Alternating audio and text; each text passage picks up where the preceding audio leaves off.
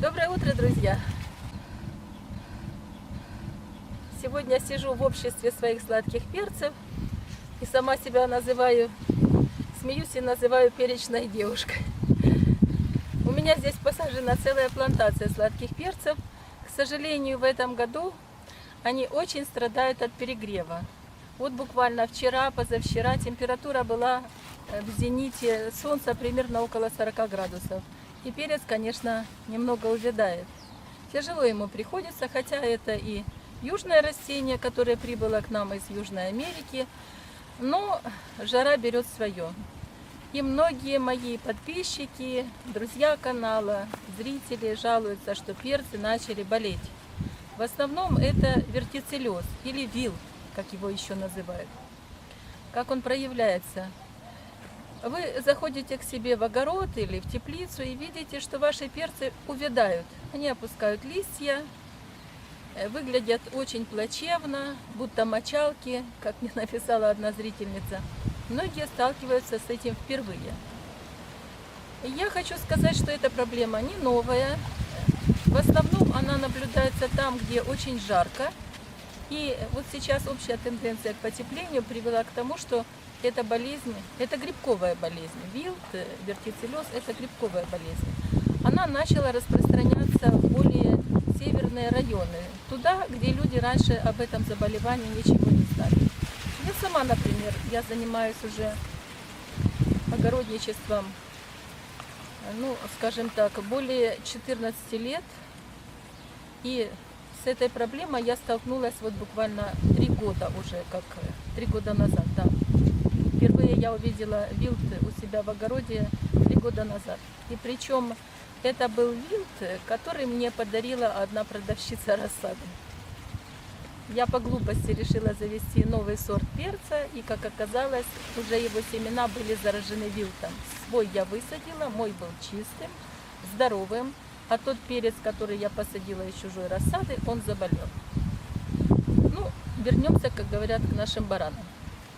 Когда проявляется вилт? Вилт начинает проявляться, когда температура воздуха превышает 24 градуса Цельсия. То есть вот вы выходите к себе утром в огород, и вы видите ваши перцы здоровенькие, у них у листьев есть хороший тургор, а потом вдруг в обед они все практически увядают. Это говорит о том, что температура воздуха выше 24 градусов, гриб поднимает голову, и ваш перец начинает на это реагировать. К сожалению, грибы – это такие существа, которые распространяются практически по всему растению. То есть с ними очень сложно бороться. Грибница сама находится в стеблях, в листьях. И чтобы ее побороть, нужно приложить большие усилия. Многие огородники отказываются от этой борьбы и просто вырывают этот перец и выбрасывают.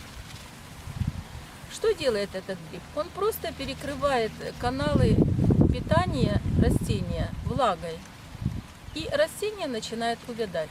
Но как только температура опускается ниже 24 градусов, гриб сразу капсулируется, то есть его деятельность затихает, и перцы снова оживают. И вы видите такое состояние, будто перец и не болел. Это совершенно обманчиво. И теперь вернемся к тому, как же бороться с этой болезнью. Конечно, самое простое и самое верное решение – это перец просто удалить с вашей грядки, чтобы этот гриб не распространялся. Но не каждый может себе это позволить. У многих там в растении 10-20 высажено, люди потратили на это время, свои силы, и им просто жалко удалить это растение. Хочу вам сказать, что можно с этим бороться и можно попробовать. У меня на канале есть видео, где приведен целый список химических препаратов, простых химических веществ, которые помогут вам контролировать развитие этого гриба. Это та же известь, тот же медный купорос, та же сода, тот же перманганат. Они будут просто его угнетать. Но если вы хотите кардинально работать с этим грибом и пока не собираете ваши перцы, то есть вот они еще растут, как у меня, вот видите, они еще зеленые, они еще даже не достигли стадии технической зрелости, то можно применять химические препараты. В борьбе с этим заболеванием, если перец не достиг еще технической спелости и у него есть еще такой достаточно длительный период для вегетации и дальнейшего созревания, я использую два препарата – Квадрис и Топсин. И причем делаю коктейль из этих двух препаратов, баковую смесь из этих двух препаратов и обрабатываю перцы. Когда эта обработка важна? Она важна именно в тот момент, когда температура воздуха превышает 24 градуса. То есть вы должны посмотреть на свой градусник. Если вот такие вот температурные у вас режимы, большие температурные перепады и днем такая высокая температура, эта баковая смесь поможет держать этот гриб под контролем.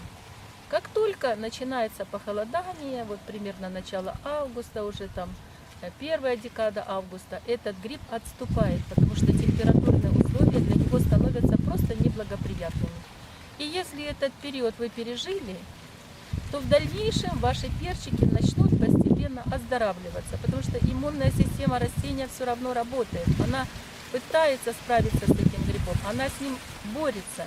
Если вы при этом еще будете подкармливать растения фосфорно-калийными удобрениями, которые повышают иммунитет, которые укрепляют корневую систему, то я уверена, что ваши перчики благополучно переживут это заболевание и продолжат свой рост и плодоношение.